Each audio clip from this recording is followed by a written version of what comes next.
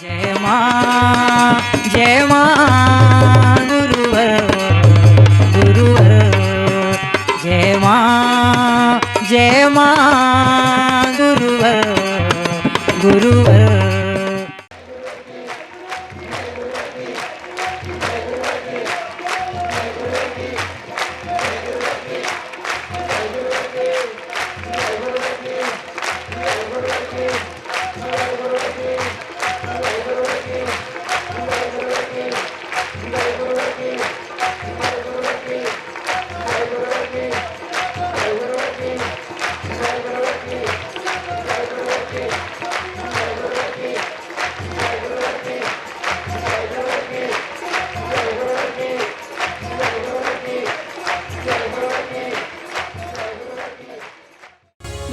सुग्रासी शक्तिपुर जी महाराज की जय।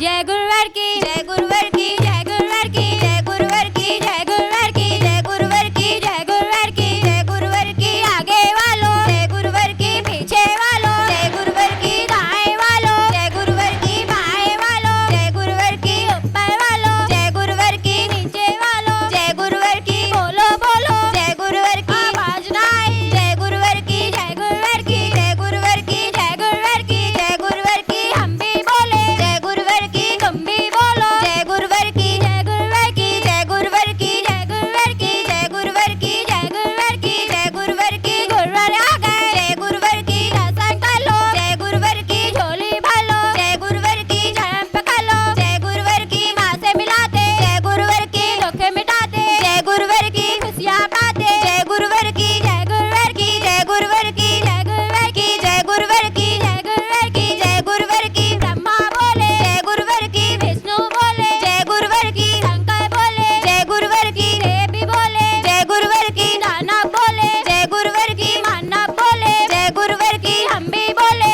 जय गुरुवर की तुम भी बोलो जय गुरुवर की हाथ उठा के जय गुरुवर की ताली बजा के जय गुरुवर की जय गुरुवर की जय गुरुवर की आवाज ना आई जय गुरुवर की बोलो भ्राता जय गुरुवर की तुझे न भाता जय गुरुवर की सब कुछ मिल जाता जय गुरुवर की जय गुरुवर की जय गुरुवर की पूरब बोले जय गुरुवर की पश्चिम बोले जय गुरुवर की उत्तर बोले जय गुरुवर की दक्षिण बोले जय गुरुवर की दसों दिशाएं जय गुरुवर की झूम के गाए जय गुरुवर की जय गुरुवर की जय गुरुवर की जय गुरुवर की जय गुरुवर की आते वालों जय गुरुवर की आते वालों जय गुरुवर की प्रेम से बोलो जय गुरुवर की जय गुरुवर की जय गुरुवर की जय गुरुवर की जय गुरुवर की जय गुरुवर की जय गुरुवर की जय गुरुवर की जय गुरुवर की जय गुरुवर की जय गुरुवर की जय गुरुवर की जय गुरुवर की सुग्रासी शक्तिपुर जी महाराज की बोलिए माता आदि शक्ति जगदम्बे मात की जय। जयकारा जयकारा जयकारा मैया का बोलो जयकारा अरे गूंजे ये आश्रम सारा मैया का बोलो जयकारा के गूंजे ये आश्रम सारा मैया का बोलो जयकारा कि प्रेम से बोलो माता के सारे बोलो जय माता की आवाज ना आई जय माता की हम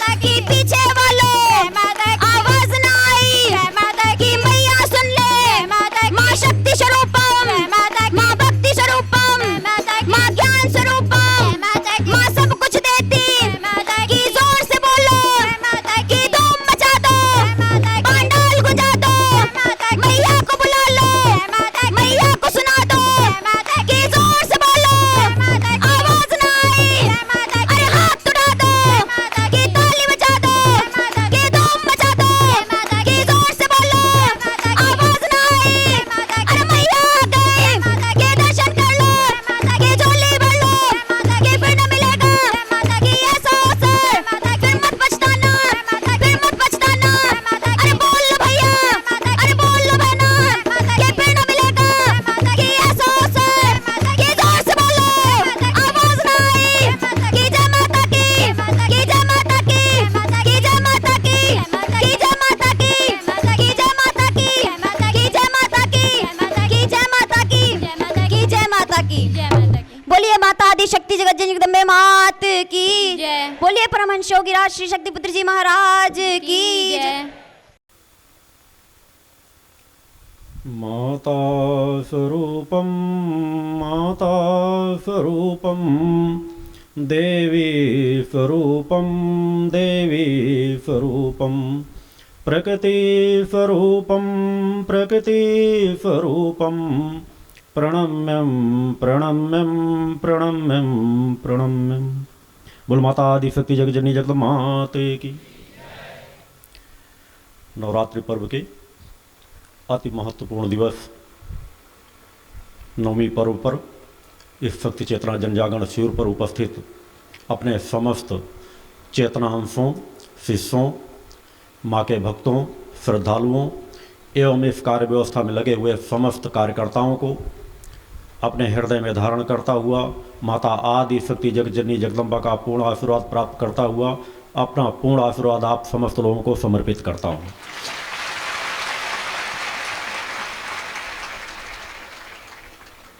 जीवन में मनुष्यों के सत्कर्मों के फलस्वरूप ही इस तरह के क्षण प्राप्त हो पाते हैं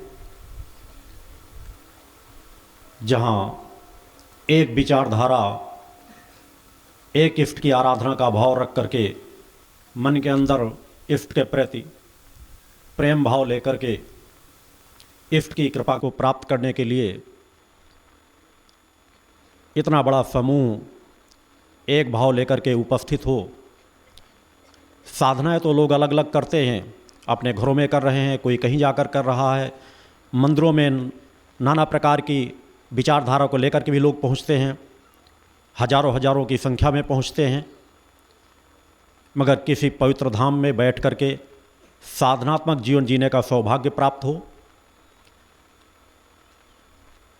एक इष्ट की आराधना, एक विचारधारा के लोग, एक विचारधारा का तात्पर्य इसलिए कि आप सभी लोग मेरे दीक्षित शिष्य हैं, अधिकांश या दीक्षा प्राप्त करने के भाव को लेकर उपस्थित हैं। सौभाग्य से जब क्षण प्राप्त होते हैं तो इसके पीछे निश्चित उस परम सत्ता की ही कृपा रहती है। बिना उस परम सत्ता की कृपा के ऐसे क्षण दुर्लभ रहते हैं। आवश्यकता है कि जब अभी इस तरह के क्षण प्राप्त हो रहे हों तो अपने बुद्धि को और सजग करके उन क्षणों का भरपूर उपयोग करने का प्रयास करना चाहिए। उन क्षणों को भरपूर संस्कारों में बदलने का प्रयास करना चाहिए। इस पवित्र धाम की, इस पवित्र तपस्थली की स्थिति क्या है, इसके बारे में आप सभी लोग जानते हैं कि यही वह है इस भूतल का वह शक्ति तीर्थ है जो इस भूतल का परम धाम बनेगा, सिद्धाश्रम धाम बनेगा, जहाँ पर वह परम सत्ता साकार स्वरूप अपना स्थान प्राप्त करेंगी।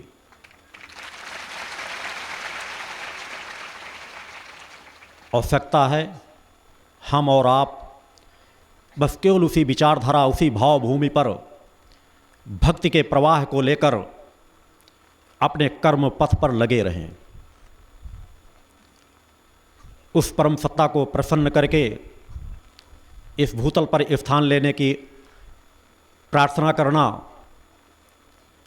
संभव भी नहीं, ना कोई कर सकता है, मगर निश्चित है उस परम सत्ता की कृपा ही है कि वो परम सत्ता हमें और आपको माध्यम बनाकर कुछ ऐसी क्रियाएं अवश्य करा रही हैं जिससे इस भूतल पर ऐसा वातावरण बनता जा रहा है कि उस परम सत्ता को इस स्थान पर स्थान लेना ही है। दूसरा सबसे बड़ा सौभाग्य भक्ति मानव कल्याण संगठन से जुड़े सदस्यों का कि युग परिवर्तन के इस महत्वपूर्ण प्रवाह में साकार रूप में अपने अपने तरीके से तो देश में अनेकों संस्थाएं कहीं ना कहीं सुधार का कार्य कर रही हैं, परिवर्तन के कार्य कर रही हैं, मगर भक्ति मानव कल्याण संगठन जो एक लक्ष्य लेकर के कार्य कर रहा है, जो उस परम सत्ता के निर्देशन पर सब कुछ चल रहा है कि मानव के अंदर मानवीय मूल्यों की स्थापना करते हुए युग परिवर्तन के चक्र को आगे बढ़ाना, और उससे भी बड़ा सौभाग्य केवल और केवल भक्ति मानव कल्याण संगठन को ही इस भूतल पे प्राप्त होगा जो सर्वप्रथम युग परिवर्तन का शंखनाद करेगा।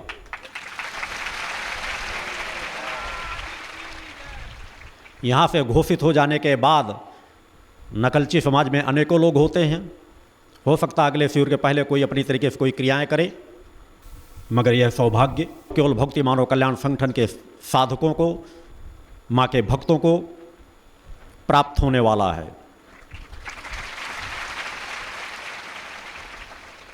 यह सौभाग्य सब संस्कारों से प्राप्त होता है।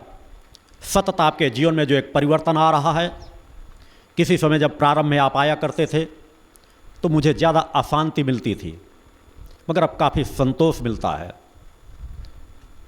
कि कहीं ना कहीं आपके जीवन में बहुत कुछ परिवर्तन आ रहा है। जिस जगह आप एक समूह में बैठ जाते हैं उस जगह का वातावरण कहीं ना कहीं आबद्ध हो जाता है, सत्य की तरंगें बरबस ओर खींचने लगती हैं। आवश्यकता है उसी प्रकार शांति संतोष धारण करने की। जीवन में संतुलन का जीवन जियो, धैर्यता का जीवन जियो। सब कुछ तुम्हारे अंदर है। उस अंदर की खोज को अपने मैं को पहचानने के लिए, अपनी माँ को पहचानने के लिए, अपने गुरु को पहचानने के लिए आवश्यकता बस इसी स्वरूप की है जिस स्वरूप पे आप बैठे हुए हो, जिस दिशा में आप अपने जीवन में सतत परिवर्तन कर रहे हो, कि आपको शक्ति साधक बनना है। और इसके लिए हर एक को नितांत आवश्यक है कि वह पूर्ण परोपकारी और सदाचारी जीवन जिए। परोपकारी और सदाचारी जीवन जीने वाला मनुष्य कभी भी पतन के मार्ग पर नहीं जाता। और उस परम सत्ता माता आदि सत्यजननी जगदम्बा को भी सदाचारी और परोपकारी लोग पसंद हैं, प्रिय हैं। आवश्यकता है हर पल जीवन में केवल एक सोच पर जीवन जियो कि न हम कुछ लेकर आए हैं और न कुछ लेकर जाएंगे। सत्कर्म ही हमारा आज साथ दे रहे हैं। हमारे जीवन में जो कुछ भी थोड़ी बहुत अच्छाई हो रही है, जो कहीं हम कष्ट भोग रहे हैं, तकलीफ़ें भोग रहे हैं, संघर्षों का सामना कर रहे हैं, वे हमारे कहीं न कहीं दुष्कर्मों का परिणाम ही है। मगर जहाँ भी हमको कहीं सहारा मिल रहा है, प्रकृति सत्ता की कृपा प्राप्त हो रही है, इस तरह के क्षण प्राप्त हो रहे हैं, हम किसी चीज़ से इसमें लाभान्वित हो रहे हैं, तो कहीं न कहीं वह सत्कर्मों का परिणाम ही है। तो जब कल के सत्कर्मों का परिणाम हम आज भोग रहे हैं, तो आज भी उसी विचारधारा को हमें आगे लेकर के और बढ़ना है कि पूर्ण सदाचारी जीवन, आहार विहार व्यवहार, हमारी बोली भाषा, जीवन में एक संतुलन, पूर्ण मर्यादित जीवन। हमको यदि अपनी माँ से मिलना है, उस परम सत्ता से मिलना है, अपने मैं को पहचानना है, यात्रा लंबी हो सकती है, मगर जो ध्रुव सत्य है, उस सत्य का यदि द्वार खुला हुआ हो, उस सत्य के मार्ग पर यदि हम बढ़ चलेंगे तो एक न एक दिन उस लक्ष्य तक अवश्य पहुंच जाएंगे।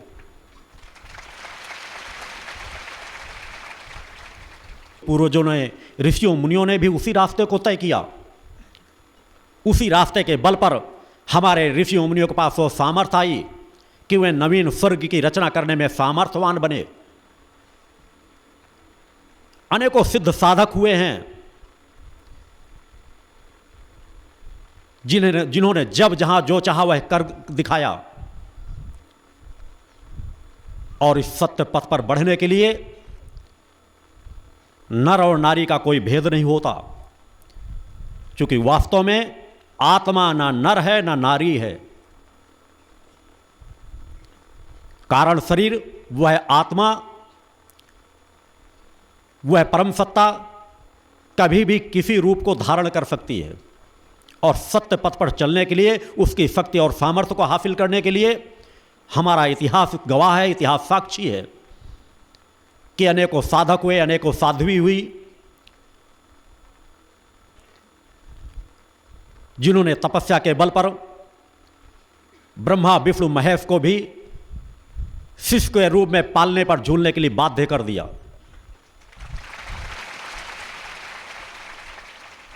काल के मुख से भी अपने पति के प्राणों को छीन लाने वाली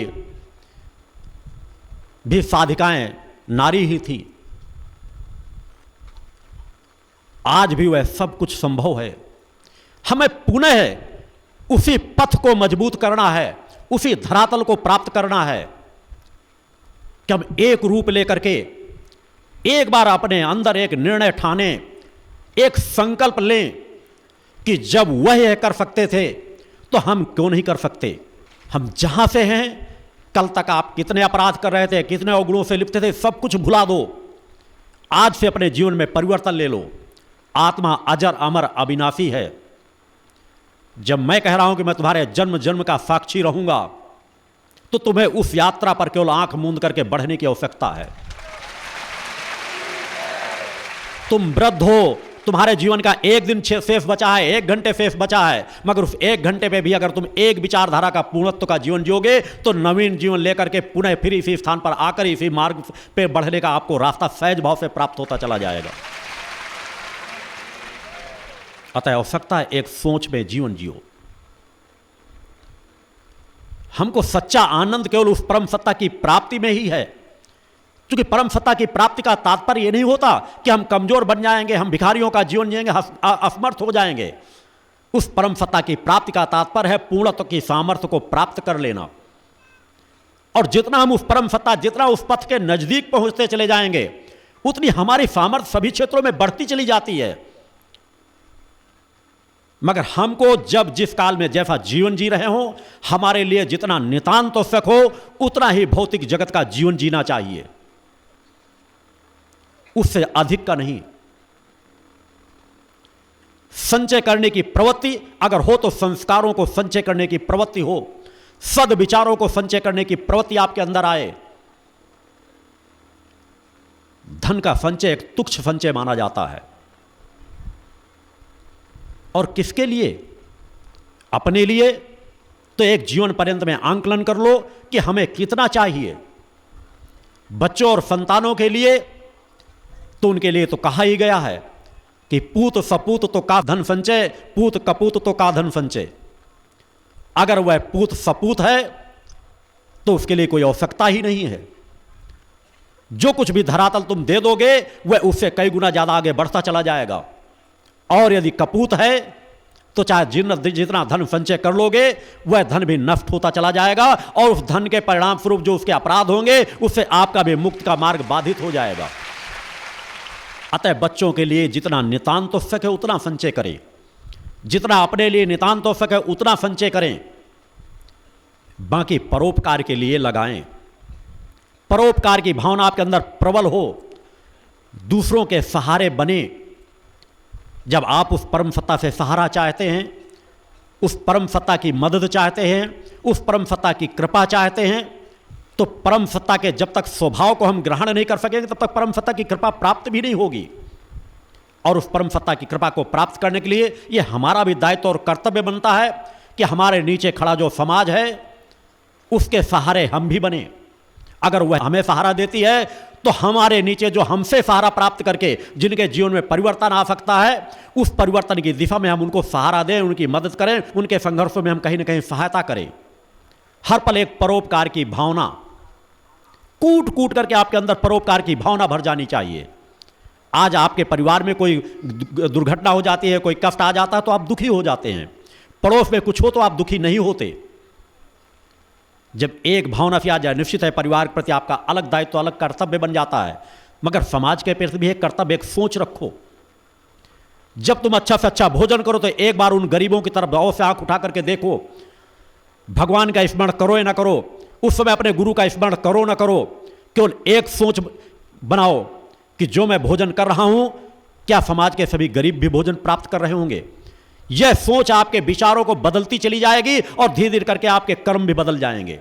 क्योंकि जिस प्रकार की सोच हम बार बार अपने मन मस्तिष्क पर डालेंगे तो वह कोशिकाएं हमारी जागृत होंगी, बरबस हमारे हाथ मदद की ओर बढ़ने लगेंगे। हमारी सोच बदलने लगेगी कि हमारे जीवन में जितना आवश्यक है उतना ही हम संग्रह करें और बाकी हम समाज की मदद में, जन कल्याणकारी कार्यों में कहीं ना कहीं उसको लगाने का प्रयास करें। हमारे थोड़े से सहारे से अगर किसी को थोड़ा सहारा मिलता है, थोड़ी किसी को राहत मिलती है, तो उसकी तुलना और किसी सुख और आनंद से नहीं की जा सकती। आप 1 किलो मिठाई अपने घर ले आइए, उसको खाइए, बच्चों को खिलाइए, 2-4 मिनट आपको अच्छा लगेगा, उसके बाद उसका टेस्ट खत्म हो जाएगा, जीभ के अंदर, कंठ के नीचे गया नहीं।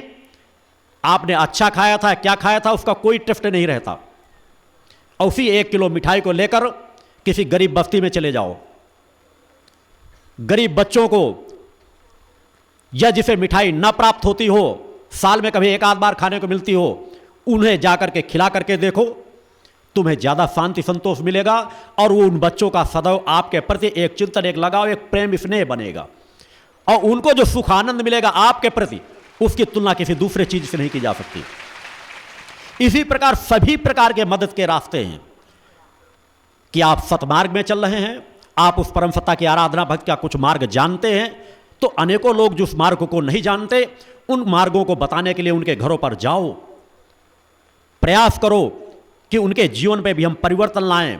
यदि हमें जरा सा सुख प्राप्त हो रहा है, हमें जरा सा भी आनंद प्राप्त हो रहा है, बैठकर शांत एकांत सोचना कि जिस चीज़ से हम ज़्यादा तनावग्रसित रहते थे, आज माँ की आराधना से हमारे कहीं ना कहीं परिवर्तन आ रहा है। पहले जो केवल हम भौतिकतावाद के बारे में सोचते थे, आज नमक रोटी खा करके भी हमको शांति संतोष मिलती है, तो वही शांति संतोष हम समाज में दूसरे परिवारों में भी प्रदान करें।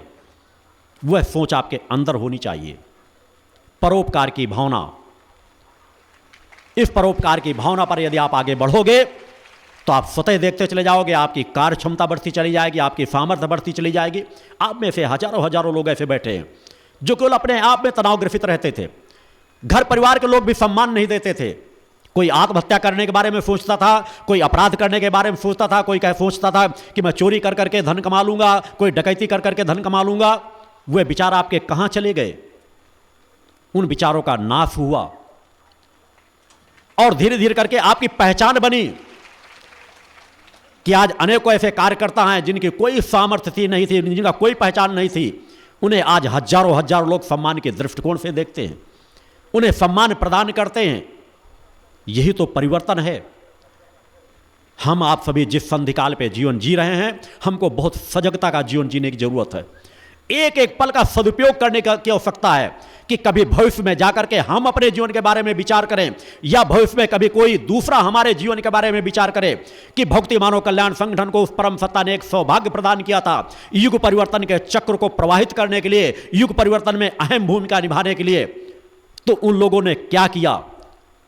हर पल जब अपने अंदर आत्मसंतोष हो कि मैं जो कर सकता था उसमें मैं अंश मात्र भी मैंने कमी नहीं आने दी, हर पल उस सोच का जीवन जियो। आराम करने से कुछ भी नहीं मिल जाएगा।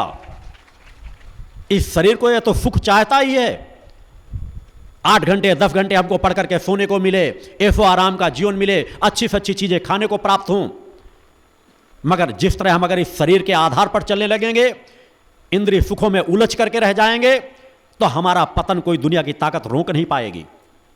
अतः सजगता का जीवन जियो। हम शरीर नहीं हैं, हम एक आत्मा हैं।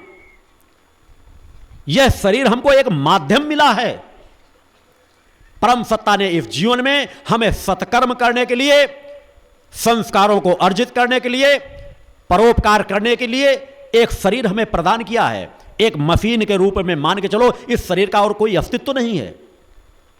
और इस मशीन को कितना जरूरी है भोजन, कितना कपड़ा जरूरी है, कितना स्वस्थ रखना जरूरी है, बस केवल उतना ही ध्यान दो। न उसे कमजोर होने दो, न उसे ज्यादा स्वस्थ होने दो, और भरपूर उसका उपयोग करो। क्योंकि आपके गुरु द्वारा जो बार बार ये कहा जाता है कि माया महाठगिन में जानी, मेरे द्वारा कभी नहीं कहा जाता, मेरे द्वारा कहा जाता है काया महाठगिन में जानी। इस काया से सजग रहो, इस काया का भरपूर उपयोग करो, स्वस्थ बनाओ, खिलाओ और उसका उपयोग करो। और हर पल कि आज मैंने इतना खिलाया है, कल इतना मुझसे परिश्रम लेना ही है तेरे शरीर से। हर पल अपने आप को अलग अलग दो भागों में बांट करके रखो कि मैं आत्मा अलग हूं, यह शरीर अलग है। यह शरीर एक सीमा के लिए मुझे मिला है। आप जन्म लेते ही परमसत्ता आपको एक शरीर देती है उपयोग करने के लिए, और जब जाते हैं तो शरीर को छीन लेती है। शरीर यहीं कहीं पड़ा रह जाता है, सड़ने और गलने लगता है, कीड़े पड़ने लगते हैं। इस शरीर का कोई अस्तित्व नहीं है। तो इसे शरीर को स्वस्थ और चैतन्य बनाओ, आत्म कल्याण के लिए और जन कल्याण के लिए, और इसे पूर्ण पवित्र रखो। क्योंकि उस परम सत्ता ने हमें पवित्र चीज सौंपी है। जब एक बच्चा जन्म लेता है तो शरीर अवगुणों से ग्रसित नहीं होता, वो अवगुणों से मुक्त होता है, विकारों से मुक्त होता है, काम क्रोध लोभ मोह से मुक्त होता है। और उस मुक्त को हम खुद बंधनों में डाल दें और फिर कहें कि बंधनों से हम मुक्त नहीं हो पा रहे। अतः जैसा प्रगट सत्ता ने हमें दिया था वैसा ही सतत बनाने का प्रयास करो। अगर उसमें अवगुण आ गए हैं तो उन अवगुणों को धीरे धीरे करके दूर करो। एक जिस तरह अबोध बच्चों का एक भाव होता है, आश्रम में जो कैंटीन का कार्य करते हैं, उनका एक छोटा बच्चा था, बहुत पहले जब आए थे, साल भर पहले से, चाहे लोग अनेकों बार मैं गाड़ियों से जब निकल करके जाता हूँ, बच्चे जो संस्कार बड़े निर्मल हृदय होते हैं। मात्र 1.5 फुट का था, खड़े होकर बड़ी मुश्किल में चल पाता, धीरे धीरे कई बार मैंने देखा, कई बार नदी की तरफ से उधर से अकेला चला आता था। उसे कोई नहीं कि वो नंगा है, कैसा है, कपड़े उतारे हैं, गाड़ी को देखता, पहले कुछ दूर दौड़ता, भागने का प्रयास करता गाड़ी में, और फिर तुरंत साइड में खड़ा होकर हाथ जोड़ करके खड़ा हो जाता। एक नमन भाव, उसको जरा से कुछ चीज का भाव नहीं कि मैं निर्वस्त्र खड़ा हूं, चड्ढी भी मैंने नहीं पहन रखा, मगर उसके अंदर एक भाव कि गुरुदेव जी हमारे जा रहे हैं, हमें उनको नमन करना है। पूर्ण श्रद्धा भाव, इतना समर्पण भाव कि शायद दुर्लभ ही किसी को देखने को मिलेगा। तो वैसा निर्मल भाव हो। हम कैसे हैं, क्या हैं, मगर हमारा भाव पक्ष चैतन्य होना चाहिए, समर्पण का भाव होना चाहिए। प्रकृति की निगाहें बरबस उस दिशा की ओर मुड़ जाती हैं। या देवी सर्वभूतेषु शक्ति रूपेण संस्थिता, नमस्तस्यै नमस्तस्यै नमस्तस्यै नमो नमः। पंच ज्योति शक्ति तीर्थ सिद्धाश्रम, मां की कृपा और गुरुदेव की अमृतवाणी का पावन संगम। एक ऐसी पवित्र भूमि जहां मां भगवती की ज्योति हर दिल को रोशन करती है, जहां परमहंस योगीराज श्री शक्तिपुत्र जी महाराज के चरणों में बैठकर हर मन की पुकार सुनी जाती है। पंच ज्योति शक्ति तीर्थ सिद्धाश्रम, जहां हर कदम पर साधना, हर सांस में भक्ति और हर पल में जन कल्याण की सुगंध बिखरती है। आओ इस अलौकिक यात्रा में शामिल हो और देखो कैसे एक आश्रम ने करोड़ों जीवन को बदला। युगवंदनीय धर्म सम्राट, युग चेतना पुरुष सद्गुरुदेव परमहंस योगीराज श्री शक्तिपुत्र जी महाराज के पावन चरणों में कोटि कोटि नमन, वंदन और प्रणाम। उनकी कृपा से एक ऐसी पवित्र स्थली का सृजन हुआ जो तप, योग, ध्यान और साधना का स्वर्णिम केंद्र है। यह है मध्य प्रदेश के शहडोल जिले की ब्योहारी तहसील में बसा पंच ज्योति शक्ति तीर्थ सिद्धाश्रम, जिसकी नींव परम पूज्य गुरुवर्श्री ने 23 जनवरी 1997 को रखी। तब से यहाँ मां भगवती की अखंड ज्योति जल रही है और 15 अप्रैल 1997 से श्री दुर्गा चालीसा का अखंड पाठ अनंत काल तक जन जन के कल्याण के लिए गूंज रहा है।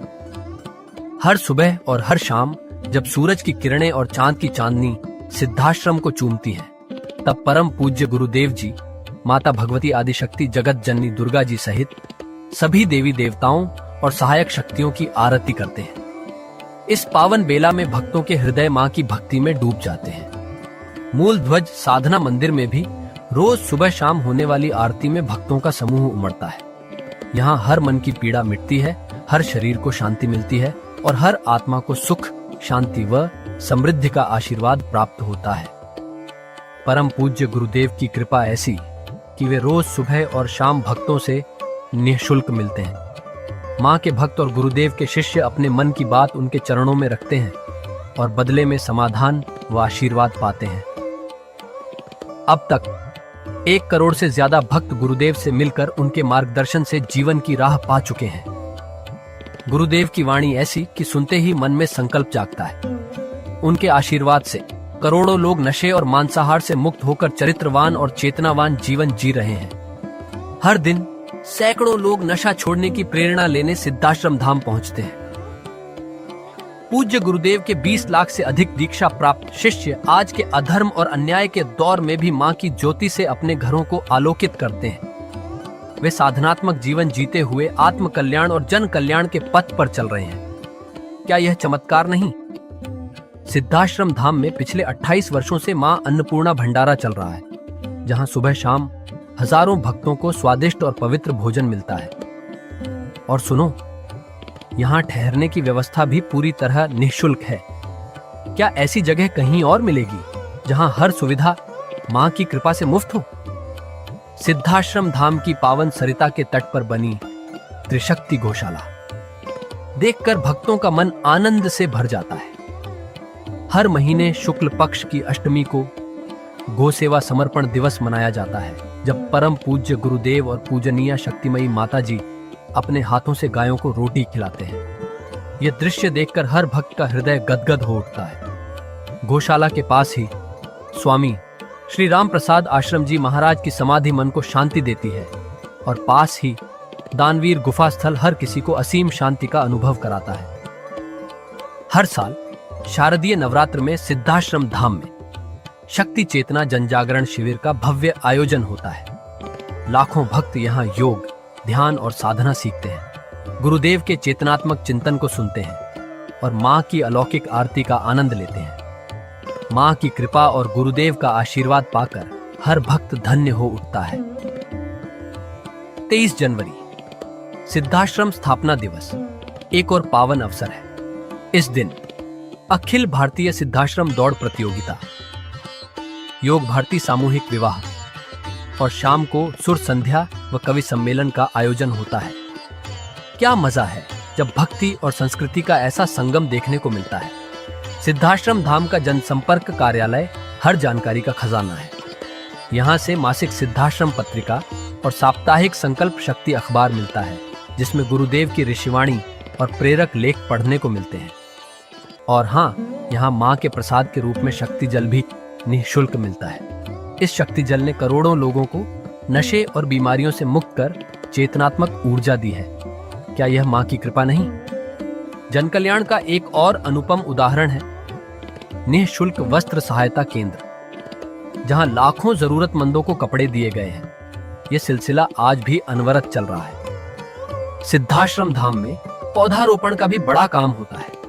परम पूज्य गुरुदेव जी महाराज एवं पूजनीय शक्तिमयी माता जी स्वयं समय समय पर पौधारोपण करके पर्यावरण को बढ़ावा देते हैं। सिद्धाश्रम धाम में अनेक प्रकार के फल, फूल और औषधियों के हजारों पेड़ों की हरियाली देखकर मन प्रसन्न हो जाता है। सिद्धाश्रम धाम में विभिन्न प्रकार की हरी सब्जियां उगाई जाती हैं, जो निःशुल्क चल रहे मां अन्नपूर्णा भंडारे में प्रयोग की जाती है।